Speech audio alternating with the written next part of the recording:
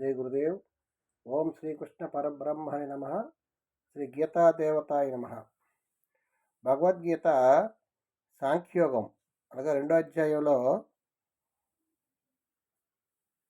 16వ శ్లోకాన్ని పరమాత్మ తెలియజేశారు. ఏమిటంటే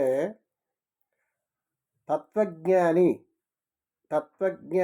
అయినటువంటి వాడు ఏ విధంగా ఆలోచిస్తాడు అంటే, తత్వజ్ఞాని అయిన వాడే తెలుసుకుంటాడు. ఏమిటి తెలుసుకుంటాడు తత్వజ్ఞాని అంటే, నాసతో విద్యతే భావో నా భావో విద్యతే సతః ఉభయోరపి దృష్టాంతః త్వనయో దర్శిభి.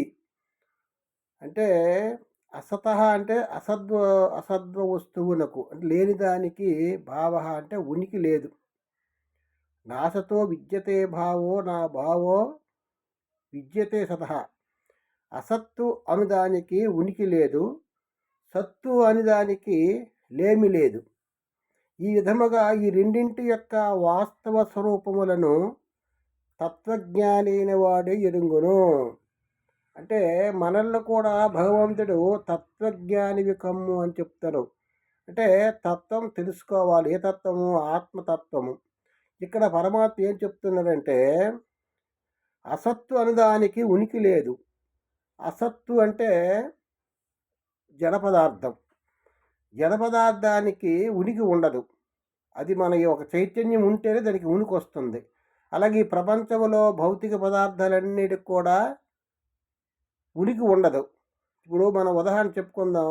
ఒక ఫ్యాన్ ఉంది అనుకోండి, ఫ్యాన్కి ఉనికి ఉండదు.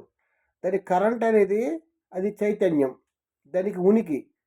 అలాగే కరెంటు ఉండడం వల్ల ఫ్యాన్ తిరుగుతుంది. ఆ విధంగా లేని అసత్తు దానికి ఉనికి లేదు. అలాగే ఈ సర్వప్రపంచంలో కూడా ఈ ప్రకృతికి జడమైనది, దానికి చైతన్యము అలాగే ఆత్మశక్తి ఉంటేనే అది కదులుతుంది. అలాగే మన శరీరంలోని చైతన్యము ఆత్మశక్తి ఉంటేనే మనం మాట్లాడతాం, వింటాం, అన్ని రకాలుగా కర్మలు చేస్తుంటాం. ఆత్మ చైతన్య శక్తి ఉంటేనే, ఉనికి ఉంటేనే మన శరీరము కదులుతుంది. ఆ విధంగా ఉనికి లేదు. సత్తు దానికి లేమీ లేదు. సత్తు అంటే ఆత్మశక్తి. అంటే ఈ నాశరహితమైనటువంటి ఆత్మశక్తి అంతటా ఉంటుంది. అది లేని ప్రదేశము లేదు. ఈ సృష్టిలో, ఈ జగత్తులో అంతటా వ్యాపించి ఉన్నటువంటి ఆత్మశక్తి. ఆత్మశక్తి ఆధారంగా ఈ శరీరాలు నడుస్తున్నాయి. ఈ సర్వ జగత్తు కూడా నడుస్తుంది. అదే దాన్ని ఏంటంటే పరమాత్మ శక్తి అన్నాం. పరమాత్మ శక్తి, ఆత్మశక్తి. పరమాత్మ అంటే అంతటా ఉండేటువంటిది, పెద్దది అని అర్థం. ఆ విధంగా అసత్తు అని దానికి ఉనికి లేదు, సత్తు అని దానికి లేమి లేదు. అంటే లేదంటూ లేదు, అంతటా ఉంది. సర్వం వ్యాపించి ఉన్నాడు.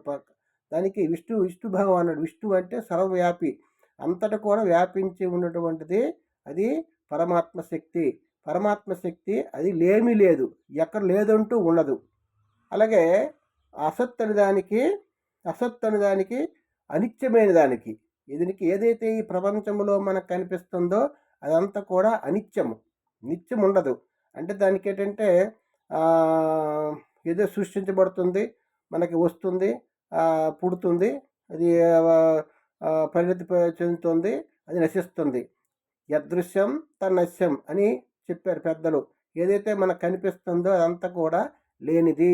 అందులో ఏదైతే మనకు చైతన్యం అనేది ఉందో అదే ఆత్మశక్తి. అది నశించదు.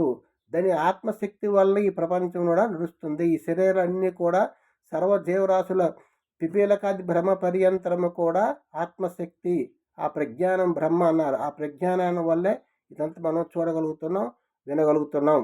ఆ విధంగా పరమాత్మ తెలియజేశాడు. నాస్తో విద్యతే భావో నా భావో విద్యతే సతః ఉభయోరపి దృష్టాంతః త్వనయో తత్వదర్శిభి. అసత్తని దానికి, అనిత్యమైన దానికి ఉనికి లేదు, సత్తని దానికి లేమి లేదు. ఈ విధముగా ఈ రెండింటి యొక్క వాస్తవ స్వరూపమును తత్వజ్ఞాని అయిన వాడు ఎరుగును. అంటే ఏం చెప్తుందంటే, మనకి లేనిది ఉన్నదనుకుంటాము, ఉన్నది లేదనుకుంటున్నాము. అదే మన తాలూకు అజ్ఞానం, దోషం అని చెప్తున్నారు.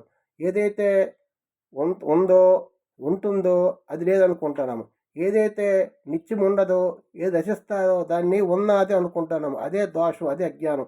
ఏం చెప్తారంటే ఉన్నదే ఉన్నట్లుగా, లేనిది లేనట్లుగా చూడమన్నారు. ఏదైతే కనిపిస్తుందో అది అది ఉన్నది అంటే ఉన్నదని నశిస్తుంది. ఏదైతే కనిపించదో, ఈ ప్రపంచాన్ని ఏది నడిపిస్తుందో దాన్ని అది నిత్యము అని భావం చేసుకోవాలని కృష్ణ పరమాత్మ ఈ అధ్యాయంలో తెలియజేశారు. హరి ఓం తత్సత్. జై గురుదేవ్. ఓం శ్రీకృష్ణ పరబ్రహ్మ నమః. ఓం శాంతి శాంతి శాంతి.